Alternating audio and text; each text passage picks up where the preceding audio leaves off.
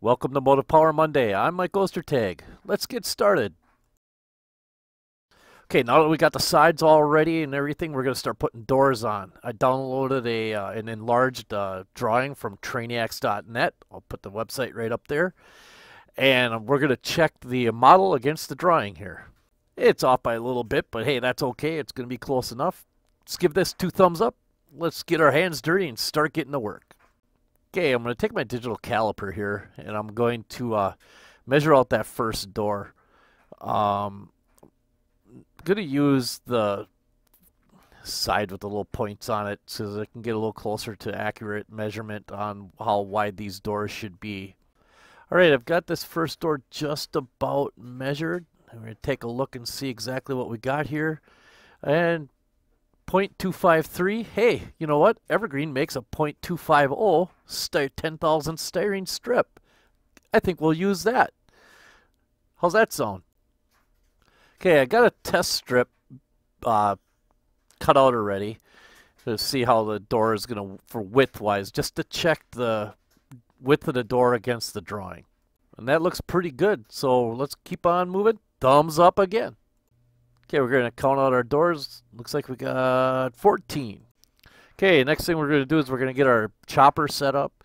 We're going to put the test door against the stop and then against the blade just to make sure it fits. And now we're going to start taking and cutting our 10 thousandths by 0.250 evergreen styrene strip and making our doors. Okay, now that we have our doors, we're going to start laying them out just to make sure everything looks right against on the drawing itself before we put them on the model. And through the miracle of video editing, we have 13 of the 14 doors put on our drawing. The one door is a little bigger. I'll have to figure out what I want to do with that. We'll go back to that later. Okay, what we're going to do here now is we're going to put this very first door in place. And so I didn't do this fast because I want to show you. As long as you have your corners squared up, things should fall right into place. All right, well, we're going to use some Flexifile Plastaweld to put this all together. And that's what we're brushing on right here in order to get, the stuff works really great. You can buy it at Hobby Lobby, hobby shops, anywhere. The bottom of the door didn't really cooperate a little bit, so I just lifted it up a little bit and placed some underneath. Now we're just going to measure out that space right between the first and second door from the front. I want to get that piece cut so that way and measured out so that way we can get this that piece put in there before we start adding other doors to the model. And it's kind of hard to see, but it says it's 60 thousandths, so we're going to use that measurement as a scribe line. And it's kind of hard to see, but right there you can see the little scribe line. And so I'm going to take a piece of 10 thousandths by 60 thousandths strip styrene from Evergreen, little Plastaweld. I'm going to tack that down. I'm going to hold it in place for a second till it sets. I'm going to put a little bit underneath on the bottom, and that's all set. Now I'm just going to brush on a little more Plastaweld to help make this all stay in place. And I'll start putting the other doors on with our drop of that Plastaweld, and we'll just start putting things in place. If you notice, I cut that other the extra length off the bottom of that spacer piece already. Now, just like we did before, we're going to measure this gap here between the third door and the fourth door. It's rather large, and it's like that on both sides. We'll just make a little scribe line with our caliper there. And now you can see that I've got that other door on there. We'll take that off and put a little dollop of the Plastaweld on there. And we'll get it all lined up with where that scribe line is. And I believe I'm going to show you what this looks like. Yep, there you go. And that's the way it looks so far. And here you have it. All 14 doors are applied. I did that little larger one, the same as the rest, because the size difference was nominal, and I figured nobody's going to notice anyway.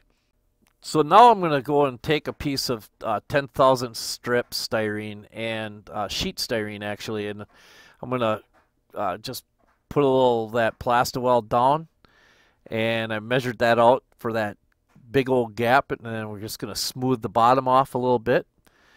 And there you have it. That is a completed door side. Next, I took my little scale rule, if you will, and my caliper, and I kind of measured out where the hinges should be on the shell.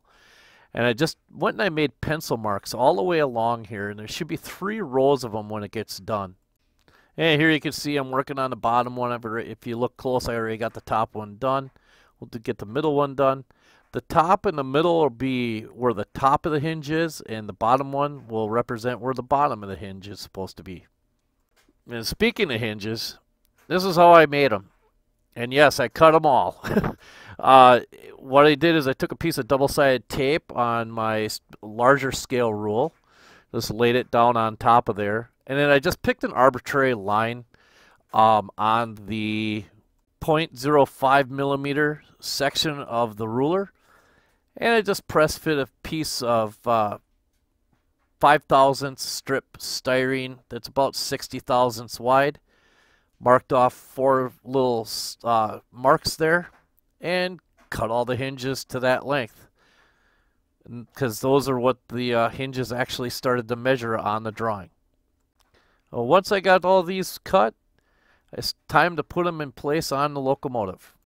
This takes a long time to do, so we're not going to show all of them, but I'll just show you the first one for sure here, maybe first couple.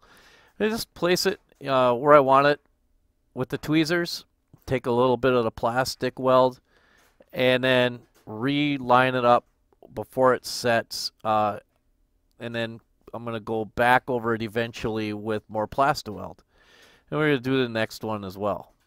There is no real magic way of making this go any faster or slower. It's really just time consuming. It really honestly is. And I learned a lot of patience with this. As you can see, they're real small, and they do tend to want to kind of go all over the place, and I believe that's because of some static electricity or static reason. But there were some of them that just, like that one, look at that. They just didn't want to play nice. So, you know what? Just be patient with it, and everything will work out. It will work out. Will I do this ever again? Probably, because you know what? In S-Scale, there aren't a whole lot of opportunities to do. Just go to the store and buy what you need. So a lot of this you got to make yourself. Well, we're gonna keep on going with these. Like I said, that Plasti-Weld worked great on the whole project. It really will take that and melt that plastic. Like right there, I did a little too much, but the end result kind of looks cool. Yeah, there's a little spot right there where I had a little too much Plasti-Weld and it melted a little bit, but hey, that's okay. I like the way this looks so far. And honestly, this is the hard part, and it's over. Thank God. I hope you enjoyed this video. It's been a lot of fun getting to this point. Honestly, it's really been an adventure. Make sure you hit that subscribe button and hit that bell icon so you're notified whenever I post another video. Thanks for watching, and as always, keep them on the shiny side.